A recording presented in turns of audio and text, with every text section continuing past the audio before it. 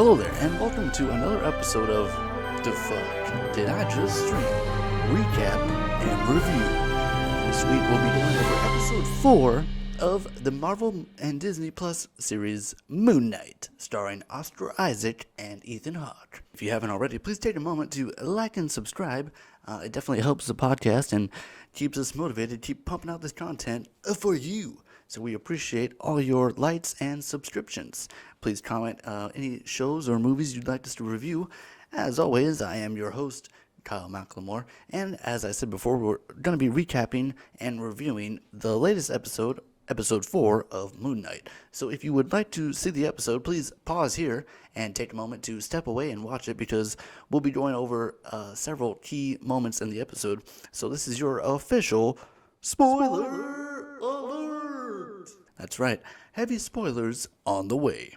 So leaving off in the last episode, Khonshu and Steven were turning back the sky to see what it looked like, and after Khonshu got taken away and turned into stone, Mark and Steven were knocked out. Open up this episode into the desert, and we're being pursued by Harrow's bad guys. So we escape the desert, and they're trying to catch up to Harrow's men over at the tomb of Ammit. So they arrive at the tomb and find that it's been, they're a little bit too late. They're trying to catch up. You can tell they've already been inside.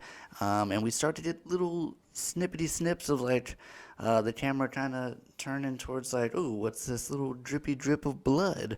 Ooh, what's this little ancient tool all covered in brains and blood? That's kind of weird. A very interesting part of this episode, it's, I feel like, kind of rare that Marvel likes to kind of dip their toe into kind of the horror genre, but this episode was very heavily featured on, the very scary elements. There's parts where they're walking through the, ancient tomb, and it's very spiderwebby and kind of spooky. And then they go full-on Brendan Fraser in The Mummy, where there's, literal, mummy guys running around. They're not wrapped in wrapping, but they're all decomposed and doing this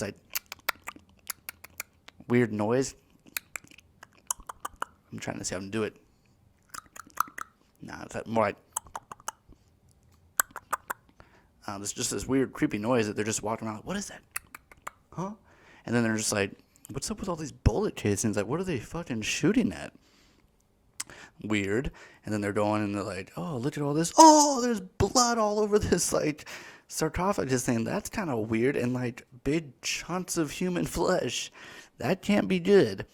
And then we finally get to see this creepy, they mention a little bit, it's the protectors of the pharaoh or whatever, and then they're doing a great job because they are destroying Harrow's men.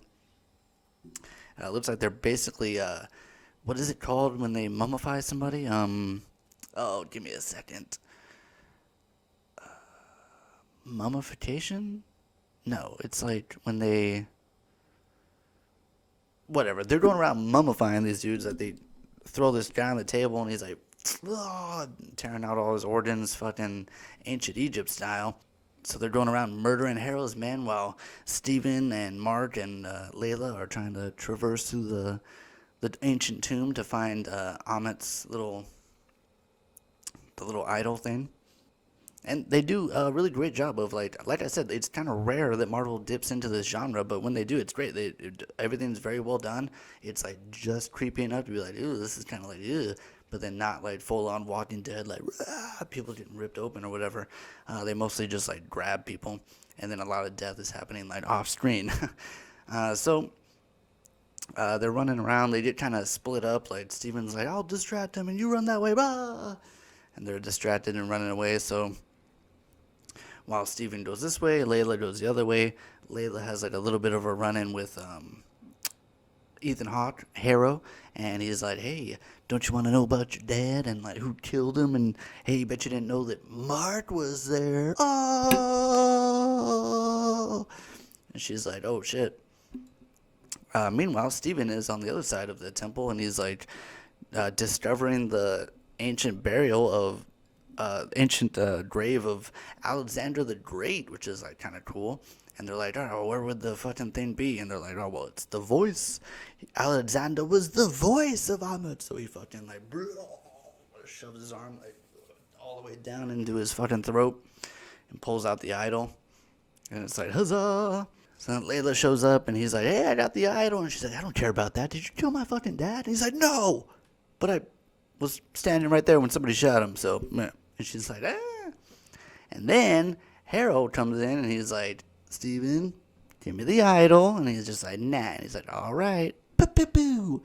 2 shots, blah, blah. Like straight, mid-center, beautiful grouping, Ethan Hawke. Dead shot, straight into the middle. Steven's like, oh, shit. Falls backwards.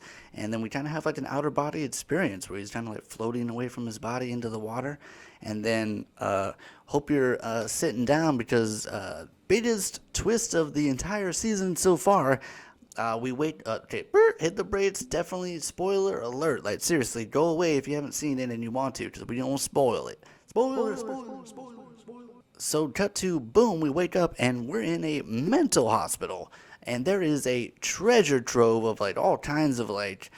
He wakes up and it's like, hey, there's my boss from fucking job, and then hey, this dude's playing with the Rubik's cube, and like there's the 2 people that were pretending to be cops, the bald lady and the British guy. And then what else? This lady's like drawing Conchu and like all kinds of like stuff like he gets out of the chair and he's like shackled by his leg, just like how he was in his bed. So it's like, whoa.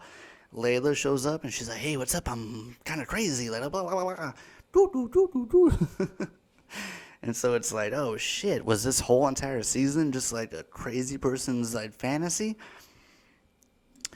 We see Ethan Hawke and he's like the psychiatrist.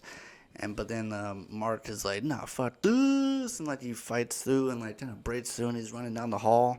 And then we kind of get like a shift and like, oh, okay, this isn't reality. This is like a weird dream, fantasy, projection, spell kind of thing. And we get to a sarcophagus, knock it open, and like boom, there's Steven. So Mark and Steven, 2 different, personalities, same body, but they're like separate now. And they're like, oh, buddy, I missed you. And then there's a 3rd sarcophagus that's like rocking and rolling and going crazy too, but we don't open that one. And it calls back to the previous episode where Mark is getting the effects of like the waking up to like what's going on, and he wakes up to like sorting some guy's body, and he's like, Steven, what the fuck, dude? I'm the mercenary. Why are you stabbing people? And Steven's like, hey, no stabby over here. Like, hey, that was not me. And Mark's like, well, there's only you and me, so like, there's no 3rd person. Is there? Oh. So 3rd sarcophagus, maybe that was the 3rd personality. Maybe it's a 3rd personality. Maybe it's Conchu, like a part of Conchu or something. These are fun little things that we'll find out in the last 2 episodes. Overall, a really good episode. Still trying to figure out the big thing with the hippo at the end, which I'm assuming is there was another like, goddess when he was at the trial. It was like, hey, we were friends. Did Conchu ever mention me? And he was like, nah, Conchu don't talk about shit, especially not some hoe that he don't talk about no more.